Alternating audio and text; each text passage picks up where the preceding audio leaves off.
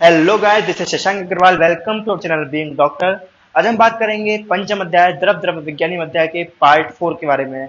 अब तक हमने 2 वर्ग देख लिया। क्षीर वर्ग के अंदर दूध की चर्चा हमारी हो चुकी है। क्षीर के बारे में हमने चर्चा कर ली। दूध के बारे में हमने 8 प्रकार का दूध देख लिया। ठीक है, तो चलिए आगे बढ़ते हैं। आगे बढ़ने से पहले आपको बताना चाहूंगा अपने बीइंग डॉक्टर ऐप के बारे में, जिसमें हमारी बीइंग डॉक्टर ऑनलाइन क्लासेस चल रही हैं। ठीक है, तो आप लोग उन क्लासेस में एनरोल कर सकते हैं। फ्री डेमो लेक्चर्स देख सकते हैं, फ्री डेमो नोट्स देख सकते हैं। कोई समस्या आप दिए गए इस नंबर पर संपर्क कर सकते हैं 8630838731 पर। ठीक है, व्हाट्सएप कॉल और नीचे इंस्टा पर आप फॉलो कर सकते हैं। ठीक है, चलिए आइए आज बात करेंगे दही दही के बारे में। आप लोगों ने काफी सुना है दही के बारे में, काफी दही खाया भी होगा।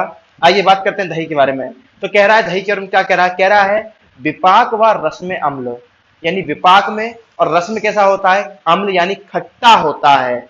गिराही यानी कॉन्स्टिपेशन करने वाला होता है। यानी अगर किसी को अतिसार डायरिया हो रहा है तो उसको गिराही यानी उसको मल को रोकने के लिए, बांधने के लिए आप उसको दधी दे सकते हो।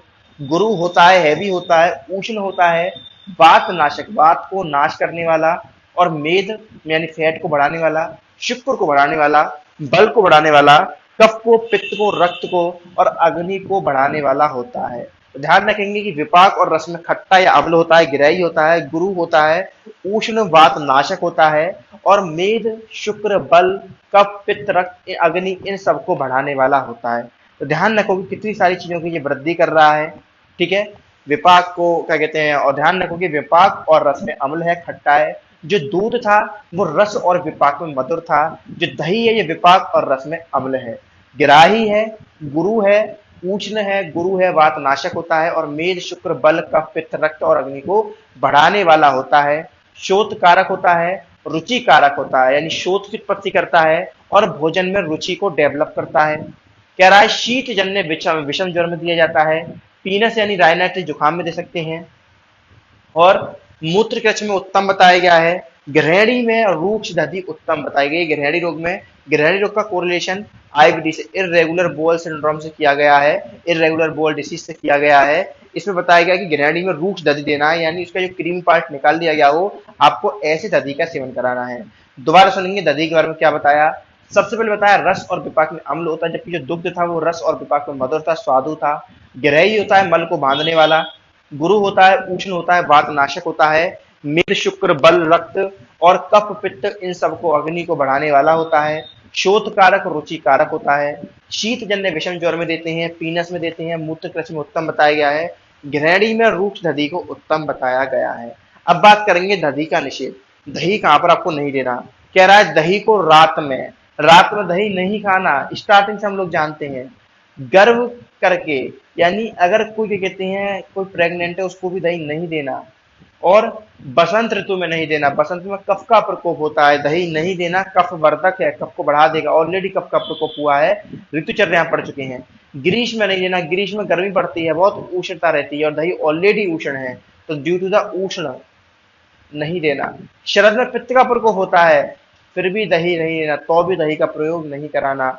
इन सब कंडीशन में आपको दही का प्रयोग नहीं कराना। यानी बसंत में कफ का प्रकोप होता है इस कारण से, ग्रीष्म में उष्णता अधिक रहती है, गर्मी अधिक रहती है इस कारण से, और शरद में पित्त का प्रकोप रहता है, इस कारण से दही का प्रयोग नहीं कराना।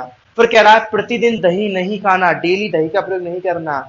जो ठीक से जमा ना हो ऐसे दही का प्रयोग भी नहीं करना है। और इस प्रकार के दही का सेवन करने पर, अगर आपने इस प्रकार का दही सेवन करा, जो डेली खाते हैं या फिर क्या कहते हैं जो प्रॉपरली जमा नहीं है, प्रॉपरली भी रेडी नहीं हुआ, उसका सेवन करते हैं, तो उनको क्या हो सकता है?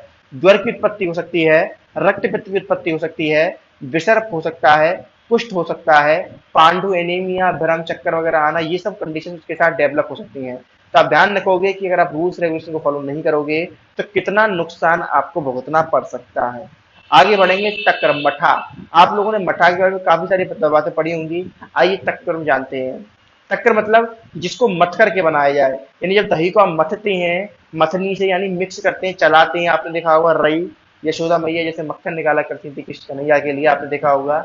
उसी तरीके से जब आप दही को चलाते हैं, मथते हैं, तो उससे तक्र बनती है। अब ये 5 प्रकार की होती है। पहला घोल। घोल क्या होता है? अगर हम दही में पानी न डालें, सिंपल उसमें चला दें और उसके अंदर मलाई भी रहे, यानी उसका स्नेह पार्ट होता है वो भी उसी के अंदर मिक्स रहे, डेट इज द घोल। मथित में क्या होता है? मथित में मलाई बाहर निकाल लेते हैं, तो घोल में क्या कर रहे हैं, मलाई बाहर नहीं निकाल रहे, सिंपल चला दे रहे हैं। मथित में मलाई को बाहर निकाल ले रहे हैं। अगला है तक्रिया, जिसको मट्ठा बोला जाता है। इसमें करते हैं दही जितना होता है उसका 1/4 तो पानी मिला देते हैं और उसको मथ देते हैं। यानी घोल और मथित दोनों में पानी नहीं था, घोल में मलाई थी, मथित में मलाई नहीं थी। तक्रे में 1/4 दही का पानी लिया गया है। पर उद्दूषित, उद्दूषित में क्या किया गया है, दही में आधा जल मिलाया है। तक्र में 1/4 है, उद्दूषित में 1/2 यानी आधा है। छज्जिका में क्या होता है, जितना आपको हिसाब से मिलाना नहीं, पर्याप्त मात्रा में, ठीक है, पानी मिलाना है और उसका इसने भाग भी अलग निकाल देना। इसी को अपन क्या बोलते हैं, छाछ बोलते हैं। दोबारा सुनेंगे पांचों को। घोल और मथित में क्या डिफरेंस है, तो घोल में क्या होता है, पानी क्या कहते हैं नहीं डालते और मलाई को भी उसी के अंदर रहने देते हैं। मथित में क्या होता है, पानी भी तो नहीं डालते लेकिन मलाई को निकाल देते हैं। यानी घोल और मथित में इतना अंतर है, मथित के अंदर मलाई नहीं होती, घोल के अंदर मलाई होती है। टक्कर मठा के अंदर क्या होता है, इसमें दही का 1/4 पानी मिला देते हैं। उद्दूषित में क्या होता है, दही का 1/2 पानी मिला देते हैं। छच्चिका में क्या होता है, आप कह सकते हैं जो इसने पार्ट है उसको अलग कर लिया जाता है और पर्याप्त मात्रा में पानी मिला दिया जाता है। फिर है तक्कर के गुण, तो तक्कर गुण के लिए क्या कह रहा है, तक्कर कैसा होता है, लघु होता है, कसाय होता है, अम्लरस प्रधान होता है, अग्नि दीपक होता है, कफ वात का नाश करने वाला, दीपक, ग्रहणी, अर्श, उदर रोग, गुल्म, घृत व्यापद, विष, पांडु रोग, इन सब में हितकारी बताया गया है। फिर है मस्तु के गुण, मस्तु मतलब दही का पानी, जो पानी होता है दही में, आपने देखा होगा दही को थोड़ी देर रख दो तो पानी छोड़ देता है, तो वो अनुलोमक होता है। अनुलोमक मतलब वात का सही मूवमेंट में उसको भेजता है, नीचे से निकालता है। श्रोतो शोधक यानी श्रोतसों की शुद्धि करने वाला होता है। विष्टम्भ नाशक, अगर किसी का कॉन्स्टिपेशन हो गया है, विष्टम्भ हो गया है, जम गया है माल, तो उसको मल को निकालने वाला होता है। लघु होता है, हल्का होता है। फिर बात करेंगे मक्खन की, तो देखिए मक्खन की बात अपन अगले लेक्चर में करेंगे, मक्खन और घरस की बात में बात। फिलहाल हमने बात करी दही दधी के बारे में, तक्कर के बारे में। तक्कर 5 प्रकार का है, घोल, मथे, तक्रे जिसको मठाई बोला गया, उद्देश्य छज्जिका। इन सब में डिफरेंस आपको आना चाहिए। कोई दिक्कत हो आप लोग चैट सेक्शन में बता सकते हैं, लेक्चर अच्छे लग रहे हो तो भी आप लोग चैट सेक्शन में मुझे बता सकते हैं। बाकी उम्मीद है आप लोग को लेक्चर समझ में आ रहे होंगे, बातें समझ में आ रही होंगी, चीजें क्लासेस अच्छी लग रही होंगी, ठीक है। चलिए कोई दिक्कत नहीं है, पढ़ते रहिए, ठीक है। टेक केयर, बाय बाय, मिलते हैं अगली वीडियो में। आप लेक्चर को शेयर करिए, अपने स्टेटस पे लगा सकते हैं हमारी वीडियोस को। हमारे बीइंग डॉक्टर ऐप को आज ही डाउनलोड करिए, फ्री नोट्स का, फ्री डेमो लेक्चर्स का बेनिफिट लीजिए। क्लासेस हमारी इतने रीजनेबल प्राइसेस में चल रही हैं, आप क्लासेस फ्री में अटेंड कर सकते हैं। कोई समस्या आप सबसे ऊपर दिए गए मेरे नंबर पर संपर्क कर सकते हैं, कॉल कर सकते हैं, व्हाट्सएप कर सकते हैं। जो भी कोई क्वेरी आ रही हो आप उसे पूछ सकते हैं। चलिए टेक केयर, बाय बाय, मिलते हैं अगले लेक्चर में।